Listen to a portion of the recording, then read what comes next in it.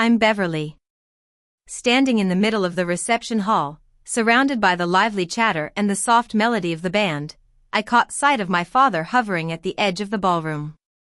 His suit looked hastily put together, and his shoulders were hunched, a clear sign of his tardiness, not just in hours but in the promises he'd made over the years.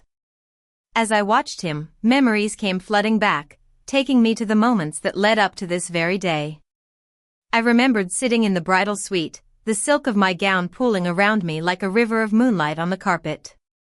I was frozen in front of the vanity, the phone in my hand buzzing incessantly. My father's words on the screen were like ice, cutting through me. I can't walk you down the aisle. Nolan's event is too important. I'll try for the reception. For what felt like an eternity, I couldn't breathe. The walls of the bridal suite seemed to close in on me, and the once vibrant bouquets now looked wilted. The laughter of my bridesmaids faded into silence as they saw the pain on my face. It was like a shard of glass piercing my chest. He had promised for months, and I had reassured myself that he wouldn't let Nolan take this moment from me. I had even come up with countless solutions, like arranging a car service or adjusting the schedule, but all my efforts were in vain. On this day that was supposed to be mine, he chose my younger brother Nolan. My hands trembled as I put the phone down, the screen going black, but the words were etched in my mind. I pressed my palms into my lap, trying to stop the shaking. Behind me, my bridesmaid Lily whispered to the others, and their reflections in the mirror looked uncertain. The bride in the mirror, with her painted lips and flawless veil, seemed like a stranger to me. Inside, I was still that 22-year-old girl, standing on the stage at my graduation ceremony, scanning the crowd for a father who never showed up. I had worked so hard for that graduation. I had poured my heart and soul into my studies, and I was so proud to be graduating at the top of my class. But when I stepped onto the stage, whispers spread through the auditorium. Didn't her brother say she got special treatment? Something about the professors knowing her advisor? I stood there, frozen, my cheeks burning with shame. Later, I found out that Nolan was the one behind those rumors. When I confronted him, he just smirked and said, "It's not personal. I just didn't want you thinking you were better than me." That night, I begged my father, Henry, to take my side. He listened, his brow furrowed, but in the end, he sighed and said, "Nolan just feels threatened. Family unity matters more than your pride." Those words hurt me more than the rumors ever could. My moment of triumph turned into a moment of shame, and Nolan walked away unscathed. And now, years later, history was repeating itself.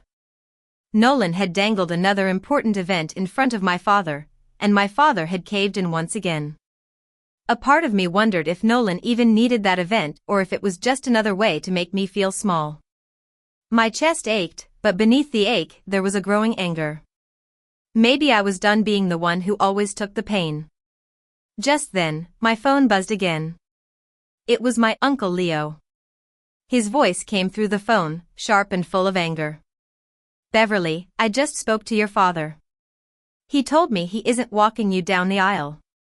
After all the promises he made, after everything you've done for him, he chooses Nolan again. It's disgraceful." Tears welled up in my eyes, but I held the phone tighter, afraid that if I let go, I would fall apart. "I don't know what to do," I whispered. His tone softened. "Sweetheart, would you allow me the honor of walking you down the aisle? I won't let you stand alone." Something inside me broke and healed at the same time. I forced the words out, "You do that in a heartbeat. I'll be waiting." After the call ended, I sat there, letting his promise sink in. Lily knelt beside me, looking hesitant. "Beverly, there's something I should have shown you earlier." She fumbled with her phone and showed me a string of messages from Nolan. Dated just weeks ago, the messages read, "Dad's still hesitating. But don't worry, I'll make sure he picks me. He won't be at her wedding if I have anything to do with it." My stomach twisted. This was not a coincidence, it was sabotage. Fresh tears blurred my vision, but beneath the grief, there was a clear and steady anger. I looked at myself in the mirror, my eyes rimmed with mascara, but I stood a little taller.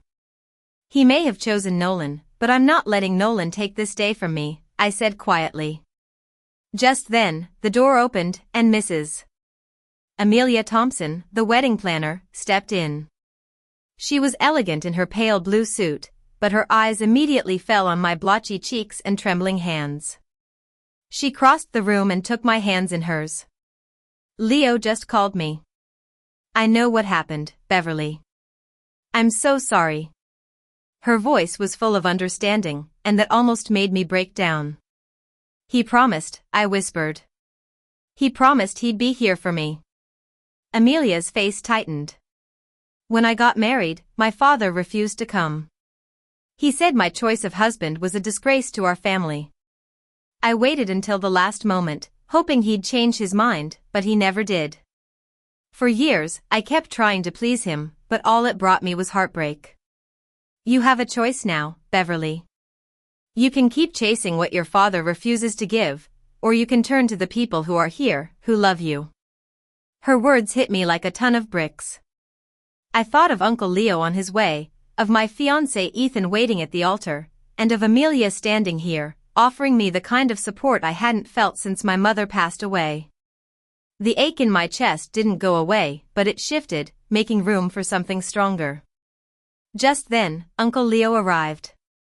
He rushed in, his gray hair damp at the temples. He hugged me tightly, and the smell of cedar and aftershave brought me a sense of comfort. You don't deserve this, he said quietly. Not from Henry. Not from Nolan. I swallowed hard, afraid my voice would crack. It's not just about today, Uncle. It's always been like this. He reached into his jacket and pulled out a small velvet box. Let me give you something that's never been tainted by them. Inside, nestled against black satin, was a strand of pearls. These are your grandmother's. She wore them at her wedding. After she passed, I kept them safe, waiting for the right moment. And I think this is it. I traced the pearls with trembling fingers. I don't know if I should. He said firmly, you should, because they were meant for a strong woman like you. Then he told me about his own experience. When he graduated from college, his father didn't come because he wanted Leo to take over the family business. But Leo chose to pursue a career in art, and his father said he was a disgrace. He sat there in his cap and gown, looking for his father in the crowd, but he never showed up. His story made me realize that some wounds never fully heal, but we can still find strength in the face of pain. I closed the box and held it to my chest. Thank you for trusting me with them. I'll wear them proudly. As we practiced walking down the aisle, I could feel the absence of my father like a heavy weight. Halfway down, my throat closed up. I could almost see the empty space where he should have been. Uncle Leo stopped and pulled out a folded handkerchief. Your mother gave this to me before she passed. She asked me to keep it for you. I think today is the day you need it. The faint scent of lavender on the handkerchief took me back to the nights when my mother would sit by my bed, brushing my hair and telling me bedtime stories.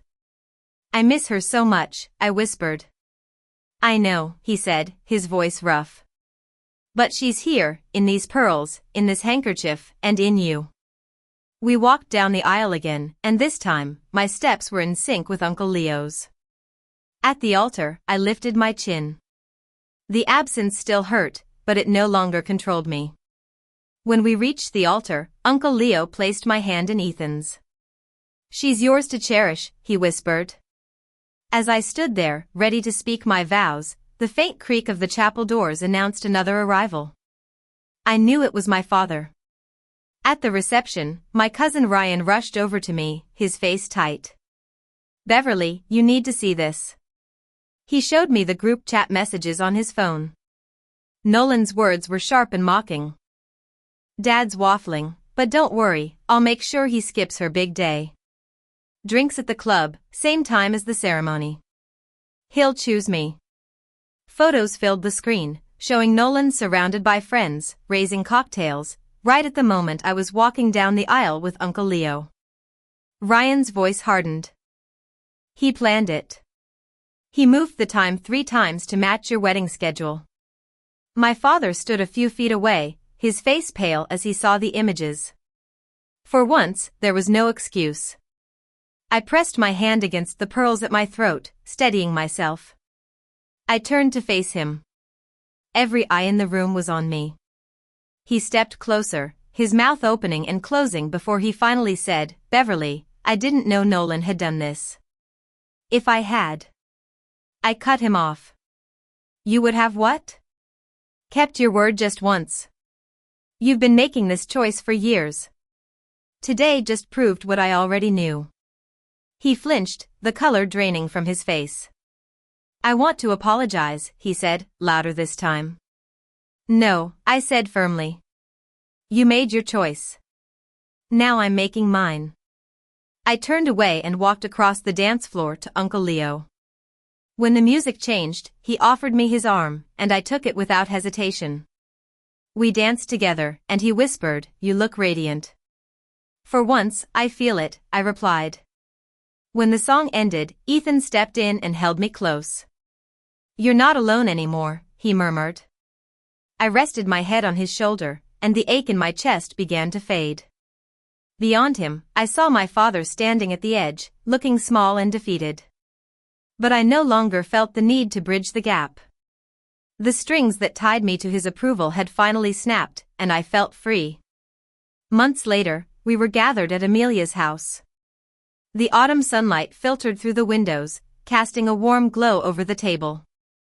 Ethan's hand rested on my belly, and I was still getting used to the flutter of life inside me. Uncle Leo stood up and handed me a wrapped bundle. Open it, he said. I unfolded the tissue paper to reveal a beautiful cream-colored baby blanket. Your Aunt Grace made this years ago. She wanted it to be for the next generation. I think she'd be happy to see it in your hands. I traced the delicate pattern on the blanket. It's beautiful, I whispered. Just then, the doorbell rang. When I opened the door, my father stood there, holding a worn photo album. I brought something, he said, his voice soft. Photos of your mother, ones you've never seen. I hesitated for a moment, then invited him in. He opened the album to a picture of my mother, smiling and pregnant with me, her hand resting on her belly, just like mine. I can't change the past, Beverly. But I'd like to be here for your future, and for the baby's future. I didn't promise him forgiveness right away. I took a deep breath and said, one day at a time. As someone called for a family photo, I realized what kind of family was truly worth keeping. It wasn't just about blood, it was about the people who chose to be there, who supported and loved me through the good and the bad.